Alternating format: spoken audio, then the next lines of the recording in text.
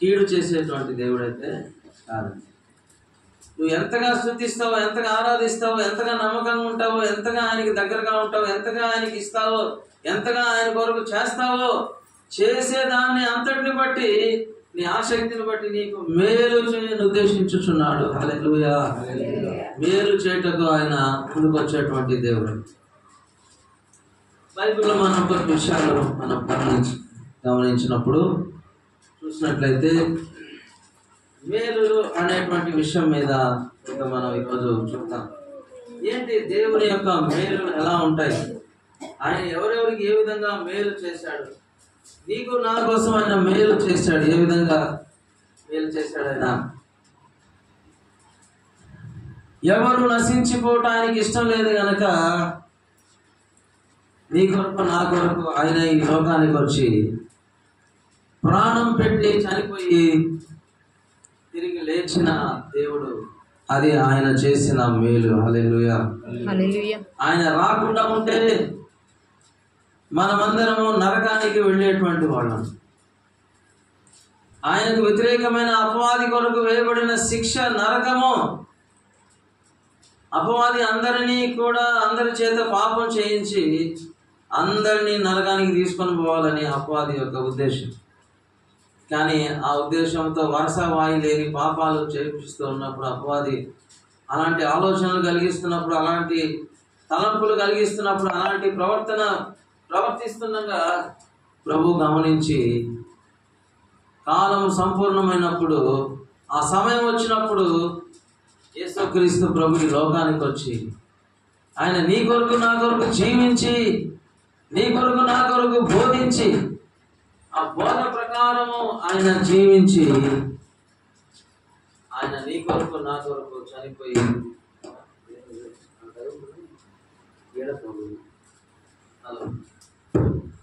నీ కొరకు నా కొరకు ఆయన చనిపోయి తిరిగి లేచి ఆత్మ రూపంలో పరిశుద్ధ ఆత్మ దేవుడిగా మన మధ్య సంచరిస్తూ మన బలహీనతను బట్టి మన కొరకు విజ్ఞాపన చేస్తూ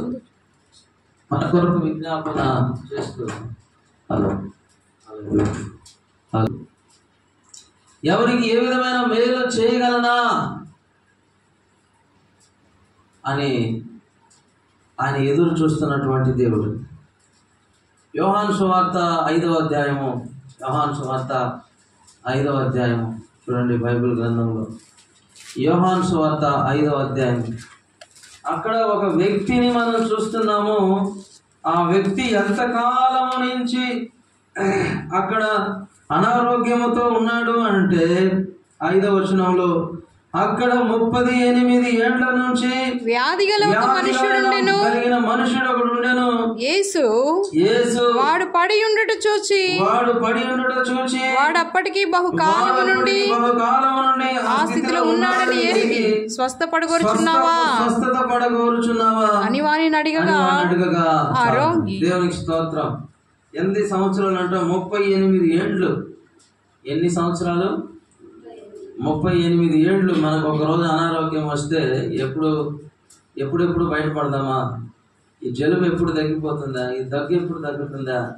ఈ జ్వరం ఎప్పుడు పోతుందా అని మనం తొందరగా డాక్టర్ దగ్గరికి వెళ్ళి, మంచి డాక్టర్ దగ్గరికి వెళ్ళి ఆ డబ్బులు ఖర్చు పెట్టుకొని ఆయన ఇచ్చిన మందులు, కొంతమంది అయితే మరీ విచిత్రం ఏంటంటే ఆయన ఇచ్చిన మందుల్లో ఒకే రోజు వాడి ఇంకా తగ్గలేదే అని చూస్తుంటాం. ఆయన ఏమో కోర్స్ రాస్తాడు, మనవాడేమో ఒక రోజుకి ఏం కావాలా, బాగైపోవాలా అనే టైప్లో చూస్తుంటారు. ఆయన అంటాడు, మీరు పొద్దున సాయంకాలం అట్లా 3 రోజులు లేదా 6 రోజులు ఇట్లా చెప్తాడు. కాబట్టి ఆ విధంగా స్వస్థత కోరుకుంటా మనం ఎదురు చూస్తాం. కానీ ఇక్కడ 38 ఏండ్ల నుంచి వ్యాధి కలిగిన మనుషుని ఎవరు గమనించారు? సృష్టికర్త అయిన దేవుడు, మానవుని కొరకు ఆలోచించిన దేవుడు ఎవరంటే యేసుక్రీస్తు ప్రభు. ఎందుకంటే ఒక తల్లి తండ్రికి వారి బిడ్డల పట్ల ఎంతో బాధ ఉంటుంది. అమ్మ ఇదిగో మీ బిడ్డ తప్ప తాగేసి అలాంటి కాలంలో పడిపోయినాడు అని అంటే, పోతే పోని చస్తే సావని అని ఏ తల్లిదండ్రులు అయినా అనుకుంటారా? పోనీ ఆ తల్లిదండ్రులు అతనికి వివాహం చేసిన తర్వాత అతనికి తోడుగా ఉండటానికి ఒక భార్యని ఏర్పాటు చేసిన తర్వాత ఆ భార్య అయినా వదిలేసుకుంటుందా? వదిలేసుకుంటుందా అండి? వదిలేదు. సరే, తల్లిదండ్రులు సమయానికి అక్కడ లేకపోయినా భార్య అయినా కూడా వెంటనే తెలిసి వెంటనే వెళ్ళి ఏం చేస్తుంది? తన భర్తని తన కోసం దేవుడు ఏర్పాటు చేసిన భర్తే, తాగుబోతు కావచ్చు, కానీ తన కొరకు ఏర్పాటు చేసినటువంటి దేవుడు ఏర్పాటు చేసిన భర్త అని చెప్పని వెంటనే అతన్ని తీసుకొచ్చుకొని, ఒకవేళ ఏదైనా బురద అంటుకున్న వెంటనే కడిగి శుభ్రం చేసి మరలా అతన్ని మేలు కోరి అతని క్షేమం కోరుకొని ఏం చేస్తారు? మళ్ళా మంచి భోజనం పెట్టి మంచిగా మళ్ళా సర్వీస్ చేస్తారు కదా. కనుక దేవునికి స్తోత్రాలు. ప్రియ దేవుని బిడ్డలారా, ఎవరు కూడా విసుక్కున్నటువంటి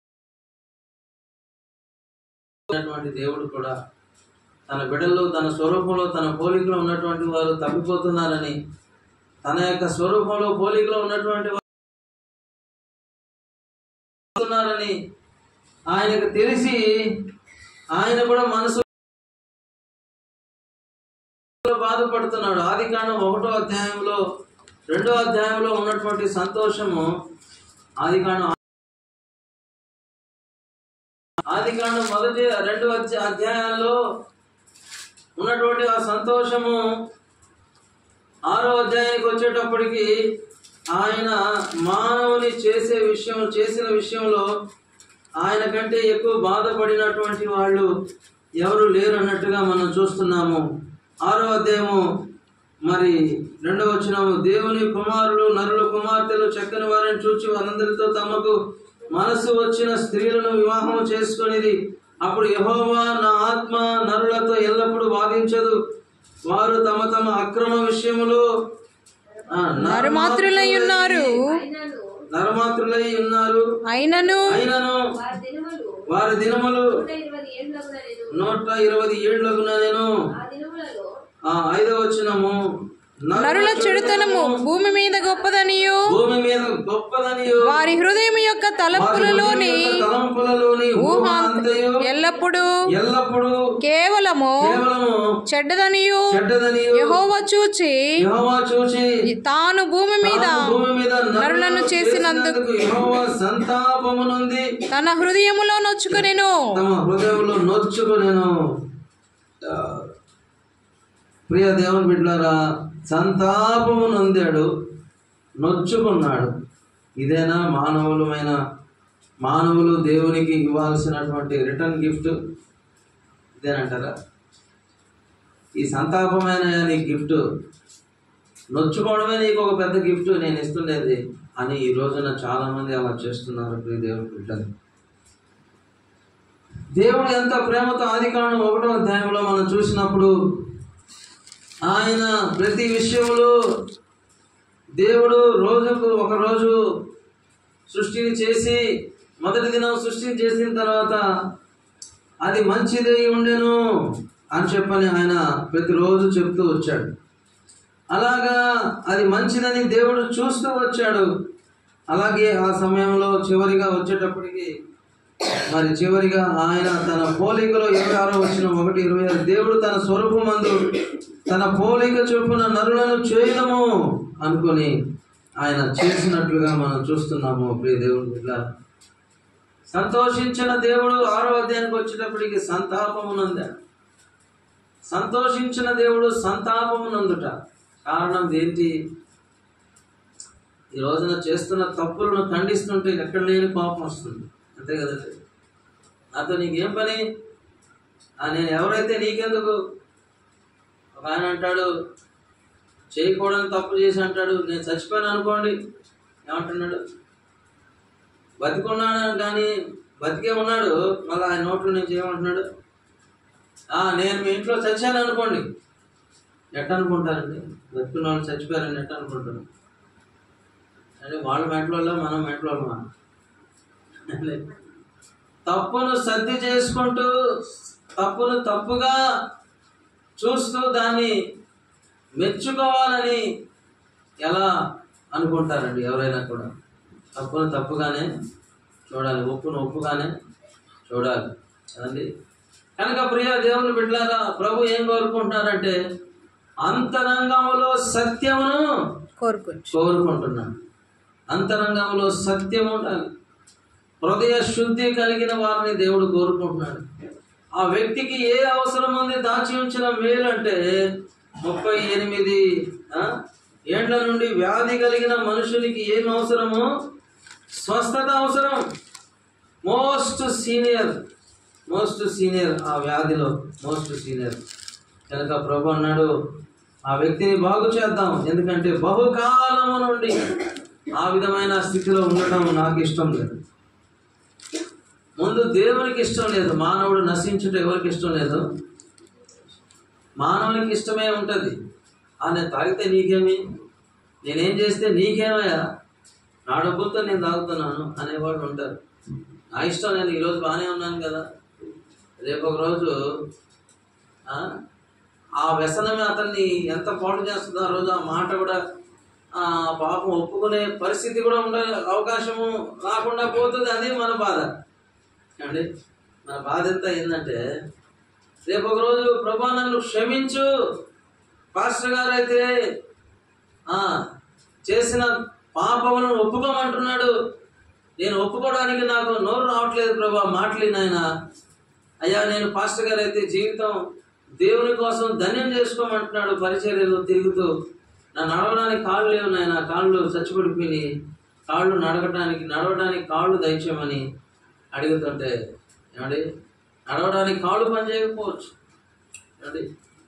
నేను ప్రభా కొన్ని సంవత్సరాలు నా ఇష్టం వచ్చినట్టుగా ఈ చేతులతో ఇష్టం వచ్చిన చాలా పనులు, తప్పుడు పనులు చేశాను ప్రభా, చప్పట్లు కొట్టడానికి చేతులు నాయన అని అంటే చేతులు ఏమండి పని చేయకపోవచ్చు. ఎందుకంటే ప్రభు అంటున్నాడు నీ కొరకు నేను ఎన్నో రోజులు వేచి ఉండి ఏదో ఉపయోగపడతావని నిన్ను ఒక చెట్టులాగా మంచి చెట్లు తెచ్చి నేను నాటుకొని, కొన్ని చెట్లు ఉంటాయి, కొన్ని చెట్లు అవి మధురమైనటువంటి పండ్లు మన నోటికి అందిస్తాయి. కొన్ని చెట్లు ఉన్నాయి నీ ముక్కులకు మంచి వాసన ఇస్తాయి. కొన్ని చెట్లు ఉన్నాయి నీ శరీరము ఆ చెట్టు కింద కాసేపు ఆ నీడన ఉండాలనిపించే చెట్లు కొన్ని ఉన్నాయి. ఇలా అన్నింటినీ దేవుడు సృష్టించాడు. మన దగ్గర ఒక చిన్న ప్రోగ్రాం జరిగితే అక్కడ మనందరి కొరకు ఆయన ఎంతవరకు మేలు చేయాలి, ఎంతవరకు ఏది అవసరమో వాటన్నిటిని ఏం చేశాడంట, నీకు నా కొరకు దయచేశాడు. కనుక ఆ వ్యక్తిని ఆయన అక్కడ పడి ఉండడం ఆయన చూడటానికి ఇష్టపడలేదు. కానీ ఎక్కడ చూడటానికి ఇష్టపడ్డాడంట 14 వచనంలో, తర్వాత యేసు దేవాలయంలో వాడిని చూచి ఇదిగో స్వస్థతను పొందితివి, మరి ఎక్కువ కీడు నీకు కలగకుండునట్లు ఇకను పాపము చేయకుమని చెప్పగా, మరి దేవునికి స్తోత్రం. ఏం చెప్పాడంట, ఎక్కడ చూశాడంట, దేవాలయంలో వాణిని చూచి. ప్రార్థన జరుగుతూ ఉంటుంటే ఫలానా లూకా బ్రదర్ ఎక్కడ ఉంటాడు, ప్రార్థన జరుగుతూ ఉంది అని అంటే మాత్రం ఖచ్చితంగా ఏడుంటాడు లూకా బ్రదర్? మందిరంలో ఏడుంటాడు, ప్రార్థనలోనే ఉంటాడు. ఇంకా ప్రార్థన నీ మానుకొని ఇంకో చోట ఏదో ఆఫర్ వచ్చినా పోడు. ప్రార్థన జరుగుతూ ఉంటుండగా రూబేన్ గారు ఎక్కడ ఉంటాడు, ప్రార్థనలోనే ఉంటాడు. అది మాని ఇంకేడికి పోడు. ప్రార్థన జరుగుతుంటే యోసేపు గారు ఎక్కడ ఉంటారు, ఆ ప్రార్థనలోనే ఉంటాడు. అది మానుకొని ఇంకో ఆఫర్ వచ్చినా 2000 ఇస్తాం 3000 ఇస్తామన్నా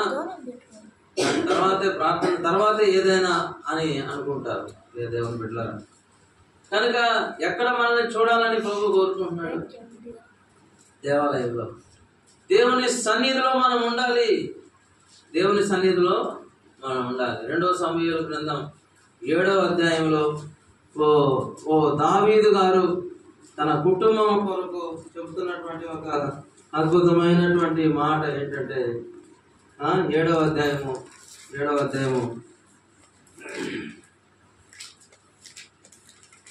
15వ వచనము, దేవా యెహోవా నీ దాసుడనగు నన్ను గూర్చియు నా కుటుంబమును గూర్చియు నీ సెలవిచ్చిన మాట ఎన్నటికీ 25 నిలుచున్నట్లు దృఢపరచుము. 7 సమూయేలు 7:25. దేవా యెహోవా నీ దాసుడనగు నన్ను గూర్చియు నా కుటుంబమును గూర్చియు నీవు సెలవిచ్చిన మాట ఎన్నటికీ నిల్చున్నట్లు దృఢపరచి సైన్యములకు అధిపతియగు యెహోవా ఇశ్రాయేలులకు దేవుడనై ఉన్నాడని మాట చేత స్థిరపరచున్నట్లు నీవు సెలవిచ్చిన మాట నెరవేర్చుము. ఏం చేయబడాలంట? నీ దాసుడనైనా నా కుటుంబము నీ సన్నిధిని స్థిరపరచబడినట్లు నీవు సెలవిచ్చిన మాట నెరవేర్చుము. స్థిరపరచము. ఒక చెట్టు ఉందండి, ఆ చెట్టును లోకాన్న చేతికి నేను ఇచ్చి ఈ చెట్టు కొంచెం బతికించన్నా అని చెప్పి ఇచ్చాను. ఆ సారు పాపం చాలా ఇంట్రెస్ట్గా తెచ్చాడురా, దీన్ని ఎట్టైనా బతికించాలని చెప్పి శానిటీ లేని పరిస్థితి. ఎందువల్ల? దాన్ని స్థిరముగా ఒక చోట ఉంచనందువల్ల. స్థిరత్వం అనేది ఉండాలి. చాలామంది ఈ రోజున మందిరంలో స్థిరులుగా ఉండడం లేదు. అందుకే ప్రభు అంటున్నాడు, కాగా నా ప్రియ 1 కొరింథీ 15వ అధ్యాయం చివరి వచనంలో ఏమంటాడంటే, కాగా నా ప్రియ సహోదరులారా మీ ప్రయాస ప్రభువునందు వ్యర్థము కాదని 58వ వచనం 1 కొరింథీ 15:58. కాగా నా ప్రియ సహోదరులారా మీ ప్రయాసము ప్రభువునందు వ్యర్థము కాదని ఎరిగి స్థిరులను కదలని వారును ప్రభు కార్యాభివృద్ధి యందు ఎప్పటికీ ఆసక్తి కలిగి ఉండండి. ఎన్ని విషయాలు చెప్పాడు అక్కడ? ఎన్ని విషయాలు ఉన్నాయి? స్థిరులు కదలని వారు ప్రభు కార్యాభివృద్ధి యందు ఎప్పటికీ ఆసక్తులై ఉండుడి. ఆసక్తి కలిగి ఉండండి. స్థిరులుగా ఉండాలి. మనం అస్థిరులుగా ఉండకూడదు. ఈరోజు కూడా ఒక వ్యక్తి అవసరం లేదు కానీ యెహోవాను ఆశ్రయించు నరుడు ధన్యుడు. యెహోవాను ఆశ్రయించు నరుడు ధన్యుడు. మనకు ఒక్కోసారి రాజకీయ పార్టీలలో వాళ్ళు ఒక్కోసారి నువ్వు ఆ పార్టీ కదా వాళ్ళకి చేయబాక, నువ్వు ఈ పార్టీ కదా చెయ్యి మన పార్టీ అనే పేదాలు ఉంటాయి వాళ్ళకి. ఈ బాగా పోతుకొని పోతాయి. వాళ్ళైతే ఎప్పటికప్పుడు టక్ మారిపోతుంటారు.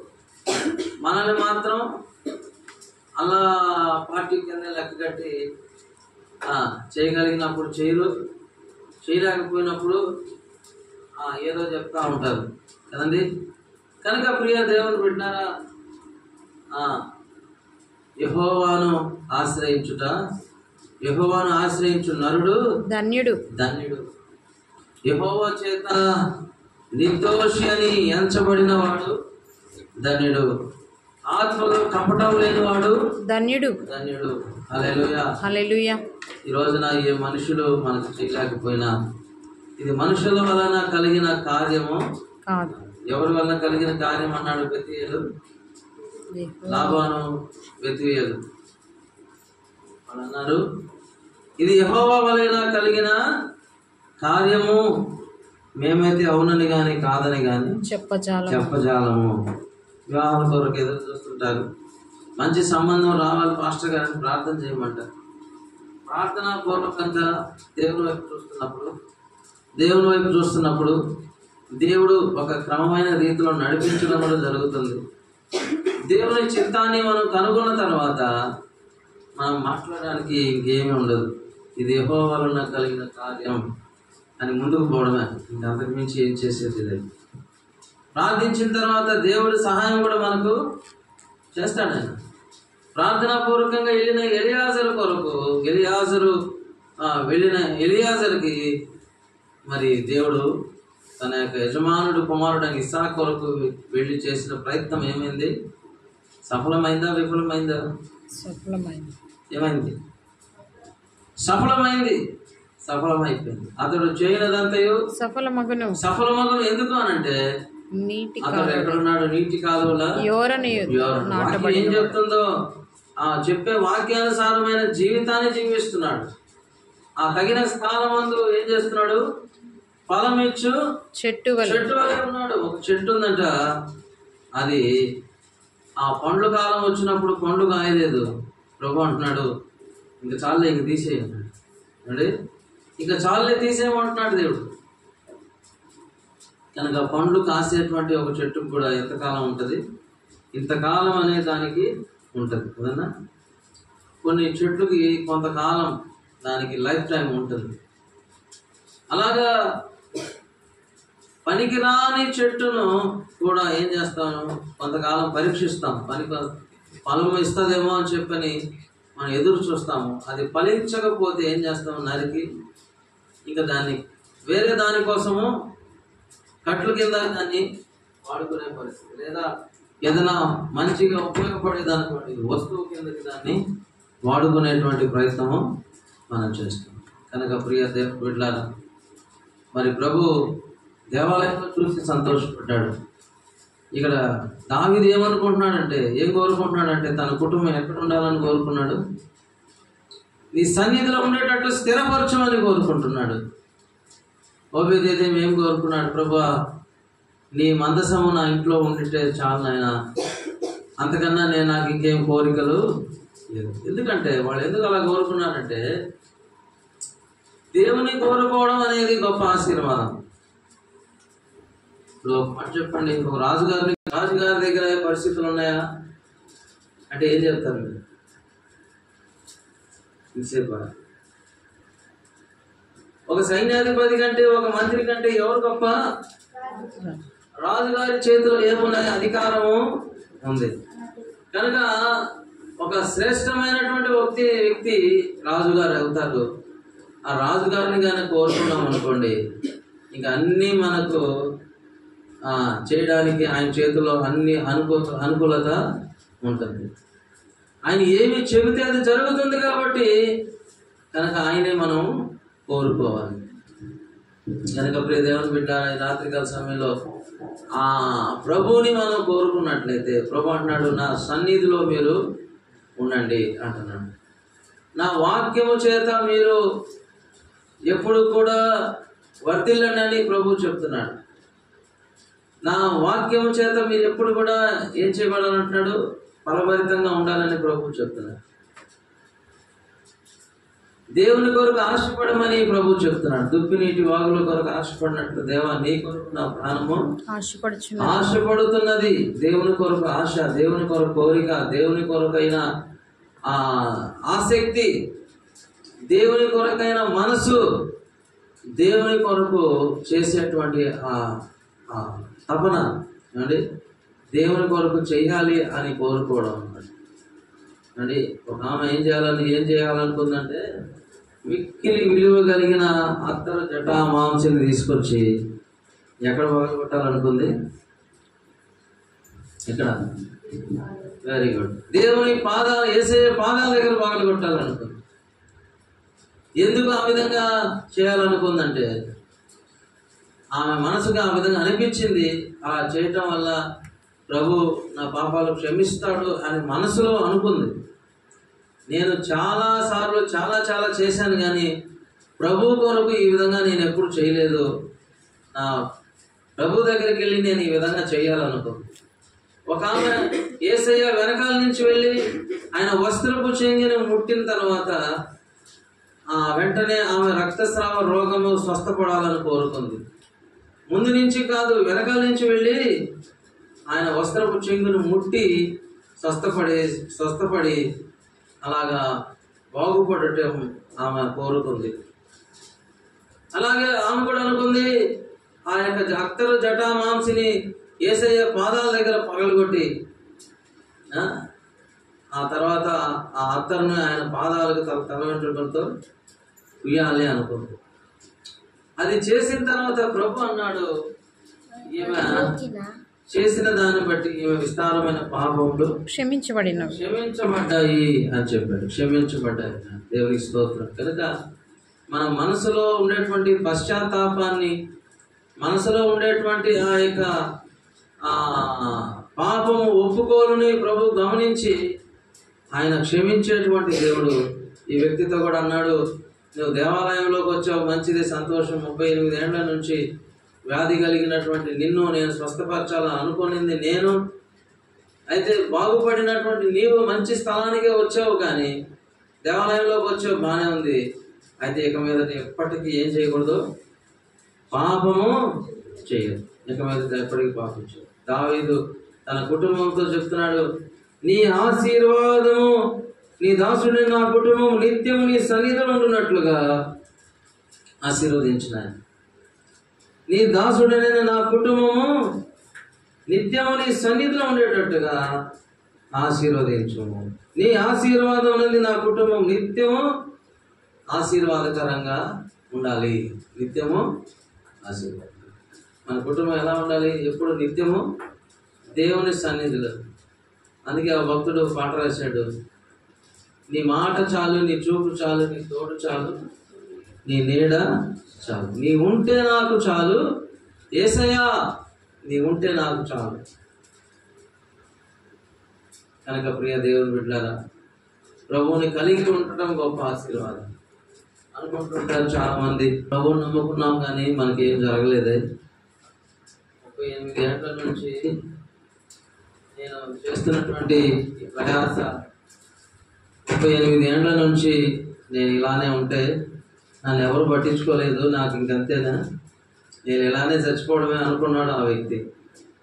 కానీ జ్ఞాపకం చేసుకున్నటువంటి దేవుడు ఒకడు ఉన్నాడు. ఆయనే మన ప్రభు అయిన యేసు క్రీస్తు, నజరేయుడనే యేసు, నిన్ను ప్రేమించే యేసు, నిన్ను జ్ఞాపకం చేసుకునేటువంటి యేసు, నిన్ను స్వస్థపరిచేటువంటి యేసు, ఆయన మేలు చేసేటువంటి యేసు, రక్షించేటువంటి యేసు, పరలోక రాజ్యానికి తీసుకొని వెళ్ళేటువంటి యేసు. కనుక ప్రియ దేవుని బిడ్డలారా, ఆయన మనల్ని గమనిస్తూ ఉన్నాడు. మనం ఆయన సన్నిధిలో నిలకడగా ఉన్నామా లేదా అని. యోబును గమనిస్తూ ఉన్నాడు, యోబు నా కొరకు నమ్మకంగా ఉన్నాడా లేదా అని. పౌలును గమనిస్తున్నాడు, పౌలు నా కొరకు స్థిరంగా ఉన్నాడా లేదా అని. యోసేపును గమనిస్తున్నాడు, కొన్ని పరీక్షలు పెట్టి ఇతను నా కొరకు స్థిరంగా ఉన్నాడా, నమ్మకంగా ఉన్నాడా లేదా అని చెప్పాను. పేతురుని గమనిస్తున్నాడు, ఇతను నా కొరకు నమ్మకంగా ఉంటున్నాడా లేదా అని చెప్పాను. కొన్ని క్రమపరచవలసిన పరిస్థితుల్లో కొన్నిసార్లు క్రమపరిచాడు. వాళ్ళకు చక్కటి జ్ఞానోదయం పొందుకున్న తర్వాత వాళ్ళకి ఎక్కడ కూడా మరలా తప్పిపోవడం అనేది మరలా మనం చూడలేదు. వాళ్ళు ఒక సెట్ చేయబడిన తర్వాత మళ్ళా చక్కగా వాళ్ళు దేవుని కొరకు వాడబడుతూ, దేవుని మహిమపరుస్తూ, దేవుని ఘనపరుస్తూ, దేవుని కొరకు హతసాక్షులు అవటానికి కూడా వారు ముందుకు వచ్చినట్లుగా యేసయ్య శిష్యులను బట్టి మనం నేర్చుకోగలుగుతున్నాం. జీవితాన్ని గమనిస్తున్నాడు. మనం ఆయన కొరకు నమ్మకంగా ఒక మంచి నిర్ణయాలు తీసుకోవాలి, దేవుని కొరకు ఒక మంచి డెసిషన్ తీసుకోవాలి, దేవుని కొరకు ఒక మంచి కోరిక కోరాలి, దేవుని కొరకైనా మంచి స్థిరమైన జీవితం జీవించడానికి మనం కోరుకోవాలి. కాబట్టి ఆయన నీ కొరకు ఆయన తన భక్తుల నిమిత్తము, చదవండి మళ్ళా ఒకసారి 30-31 వారి నిమిత్తము నీవు దాచి ఉంచిన మేలు ఎంతో గొప్పది. నీ యందు భయభక్తులు గలవారి నిమిత్తము నీవు దాచి ఉంచిన మేలు ఎంతో గొప్పది, ఎంతో గొప్పది. మరలా ఇంకోటి, నరుల ఎదుట నిన్ను ఆశ్రయించు వారి నిమిత్తము నీవు సిద్ధపరచిన మేలు ఎంతో గొప్పది. గొప్ప కార్యములు చేసే దేవుడు మరి నీ కొరకు ఏం చేస్తున్నాడు?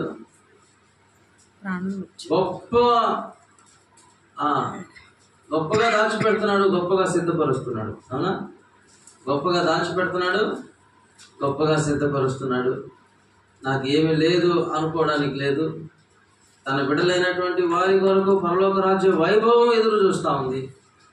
తన బిడ్డలైనటువంటి వారికి భూమి మీద తనకిష్టమైన మనుషులకు ఏముందంట? భూమి మీద సమాధానం ఉంది, శాంతి ఉంది, నెమ్మది ఉంది. సహించేటువంటి, భరించేటువంటి, ఓర్చుకునేటువంటి ఆ మనసును దేవుడు తన బిడ్డలైన వారికి దయచేసాడు. ఏ స్థితిలో ఉన్నా ఆ స్థితిలో తృప్తి కలిగి ఉండడానికి మనకు దేవుడు సహాయం చేస్తున్నాడు.